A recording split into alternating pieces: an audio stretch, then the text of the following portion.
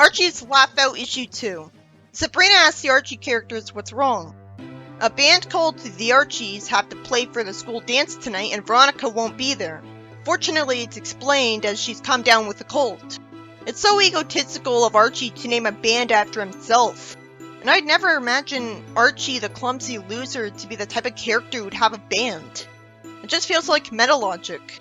Like some executives had the idea because they wanted to make him look cool to sell more issues. It feels like the only reason they have a band is because they're main characters of a comic. Sabrina asks if she can help and plays the harmonica badly.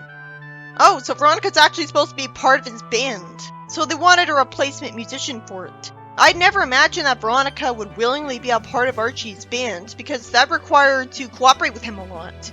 And she doesn't even like him. Sabrina says a spell asking for her music to cause a trance and cause Reggie to dance. Predictably, they can't hear her and comment on it. It should be in a thought bubble, but it's always a shouting bubble. Reggie starts dancing, confused at first, so it's not even like he's unaware of what's going on with him. Archie laughs at him. He says the music wasn't good, but he loved Reggie's dancing. And Jughead and Betty find it funny too. I'm proud of Sabrina for not going the predictable route and using magic to make herself a great musician. That'd be cheating.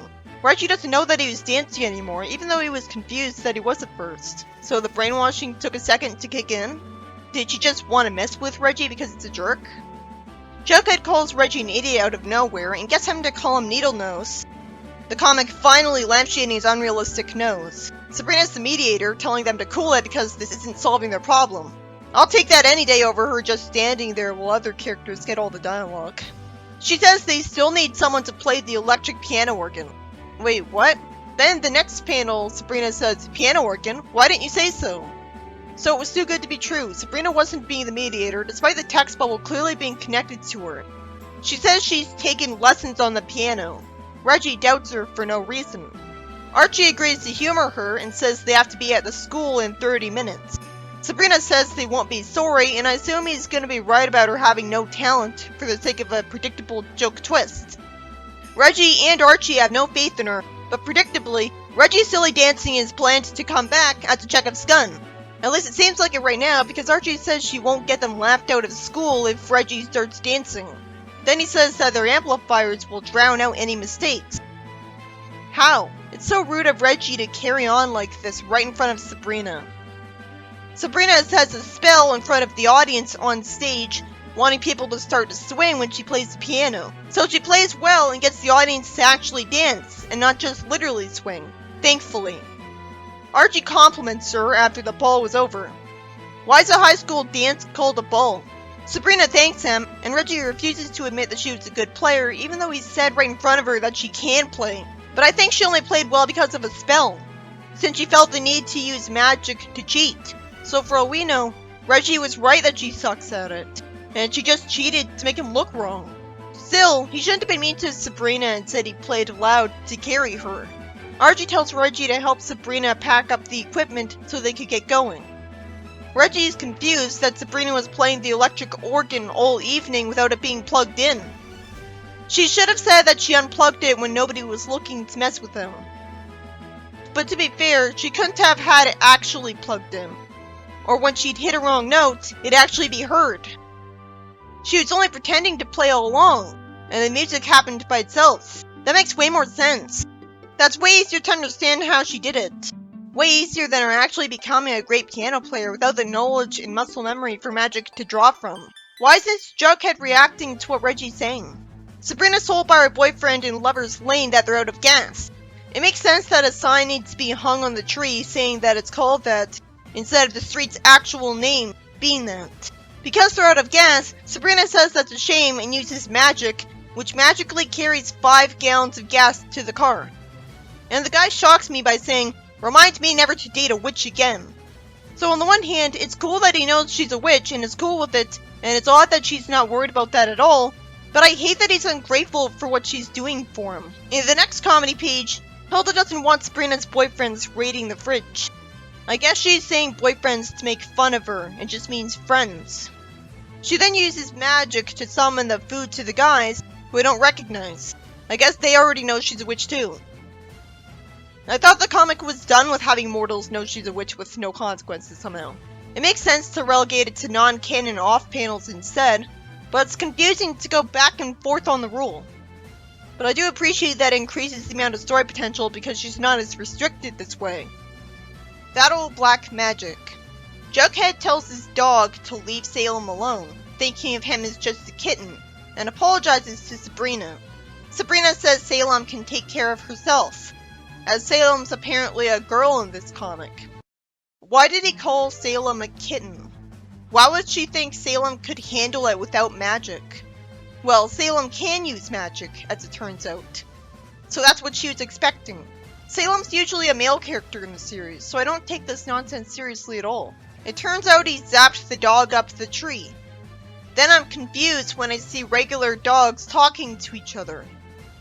I wish there was a text box saying that they're speaking in dog language. Even then, dogs aren't smart enough to have their own language. It's confusing because I'd expect Earth, the mortal realm, to be completely normal.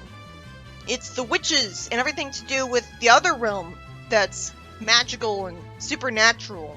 Somehow, one of the dogs also mentions David and Goliath like Sabrina did.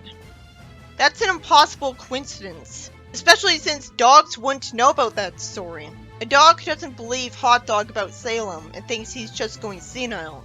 But then Salem uses magic to make the dogs look different in a way that would give away the existence of the supernatural immediately to any mortal that saw them. I guess the spy witches had to undo that. Sabrina says that she can tell he's been up to no good, but for some reason she doesn't immediately plan to use magic to find out the truth about what he did, like using a mind-reading spell, because she gets distracted upon seeing Harvey's car.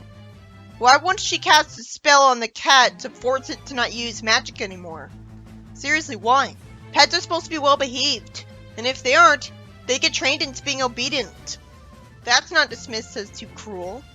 Hilda tells Sabrina that Harvey's waiting in the living room, and she randomly reveals that she used magic to make him look ugly because that'd look handsome to her.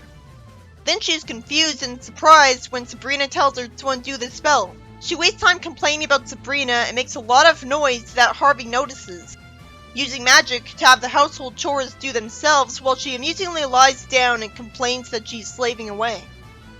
Harvey offers to buy her a malt, and he complains about wise guy Reggie because he might show off at his expense again. It's satisfying to see him call Reggie out, even if behind his back. She uses magic to make their car really fast, while Reggie crashes his. They meet up with Archie and some girl named Ophelia who's being treated badly by a guy she has a crush on. What's that got to do with Sabrina? That guy, Spencer, has a brand new diet that he'll only go on after he finishes one last huge sundae. Ophelia says that he's always kidding himself, and she wishes magic existed, because she'd zap him with a spell to make everything he eats taste rotten. She won't say that. She'd want a spell that would make all the junk food he eats taste rotten. Why would Sabrina grant a wish that would make him starve to death? She's also making it really obvious that magic exists, making Ophelia get accused of being a witch. So Spencer runs away from her panicking and makes her cry. Somehow, Sabrina doesn't immediately undo the whole situation with magic and just lets Harvey walk away with her. Why does she think she was trying to do good with that spell? So because Stella found out what happened, her and Salem are proud of her. And the story ends with Hilda offering Della some bat wings that were fresh baked last year. Why would she brag about them being made last year? This is based off an episode of the show. This story had 3 different plots to it that don't really connect to each other. Salem causes mischief with his magic, bothering some dogs. Sadly, Sabrina doesn't undo that. Hilda turns Harvey ugly, and Sabrina turns him back to normal before he can freak out about it. So it ends up being pointless.